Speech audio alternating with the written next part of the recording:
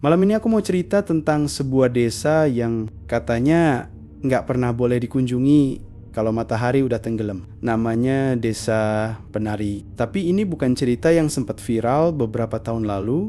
Ini cerita lain, cerita tentang sebuah sumur tua yang katanya jadi tempat bersemayamnya arwah seorang penari yang hilang tanpa jejak puluhan tahun silam. Ceritanya berawal dari seorang mahasiswa bernama Andra, anak jurusan antropologi yang sedang nyusun tugas akhir tentang budaya tari tradisional Jawa Timur.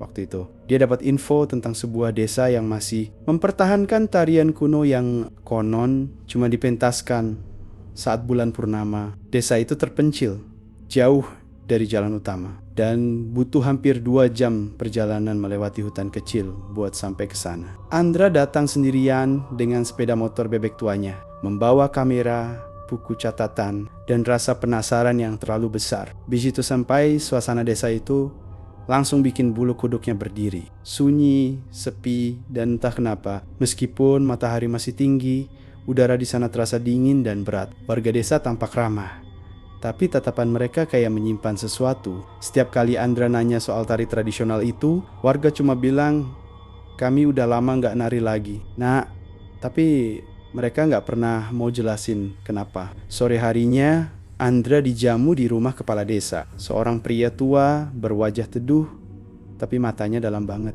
Kayak menyimpan banyak rahasia. Setelah makan malam, kepala desa memberi satu pesan yang nadanya agak serius. Nah Andra, kalau malam nanti jangan keluar dari rumah. Dan ingat satu hal, jangan pernah ke arah barat desa setelah maghrib. Di sana ada sumur tua, tempat yang seharusnya tidak lagi diganggu manusia. Andra cuma mengangguk sopan, tapi dalam hatinya malah muncul rasa ingin tahu yang gak bisa ditahan. Apa istimewanya sumur itu sampai warga seolah menakut-nakuti dirinya begitu? Malam itu udara dingin sekali. Jam di dinding menunjukkan pukul 11:30. Tapi Andra belum bisa tidur. Angin bertiup pelan lewat jendela kayu kamarnya yang sedikit renggang, membuat suara berdecit kecil. Lalu, dari luar, terdengar langkah kaki pelan. Ritmenya teratur, kayak orang berjalan tanpa alas kaki di atas tanah basah. Tok, tok, tok. Suaranya makin dekat. Andra bangun dari tempat tidur, menahan napas, mencoba memastikan dari mana arah bunyinya. Dan saat dia hampir yakin, langkah itu berhenti tepat di depan jendela. Suara lain muncul, suara perempuan menyanyi pelan. Nadanya rendah, sendu, dan bahasanya aneh. Kayak campuran bahasa Jawa lama dan sesuatu yang gak bisa dia pahami. Suaranya datang dari kejauhan, tapi makin lama makin jelas. Dari arah barat, dari arah yang dilarang kepala desa tadi sore, dari arah sumur tua. Rasa takut dan penasaran campur jadi satu. Dengan langkah pelan, Andra mengambil senter dari tasnya dan keluar rumah. Angin malam menusuk kulit dan kabut tipis mulai turun, membuat pandangan jadi agak buram. Desa itu sunyi, cuma suara jangkrik dan desir daun yang terdengar. Tapi nyanyian perempuan itu masih ada. Samar-samar, kayak datang dari bawah tanah, Andra berjalan menyusuri jalan tanah menuju arah barat. Di kejauhan,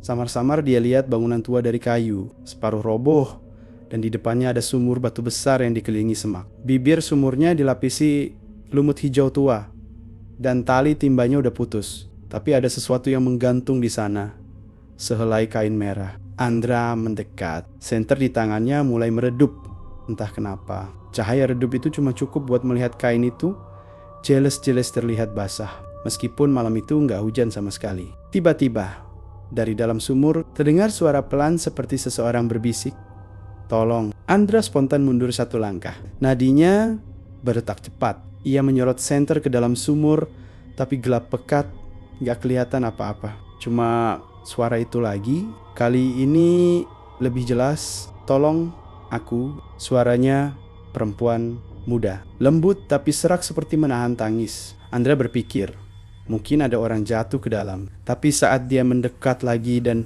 mencoba memegang kain merah itu untuk menurunkannya sebagai tali, tiba-tiba terdengar suara lain, lirih tapi dingin. "Jangan sentuh itu." Andra langsung menoleh ke belakang. Gak ada siapa-siapa, tapi Di antara kabut tipis itu, dia melihat siluet seseorang berdiri jauh di belakangnya. Tubuhnya ramping, rambutnya panjang menutupi wajah, dan jari-jarinya tampak aneh, terlalu panjang, menjulur seperti ranting basah. Siluet itu nggak bergerak, cuma berdiri menunduk pelan. Jantung Andra berdegup makin kencang. Ia berusaha mundur perlahan, tapi begitu ia mengarahkan senter ke sosok itu, tidak ada siapa-siapa, kosong. Tapi anehnya, kain merah di bibir sumur itu kini terlepas sendiri, jatuh ke tanah dalam keadaan kering, bukan basah lagi. Andra menatapnya bingung. Lalu tiba-tiba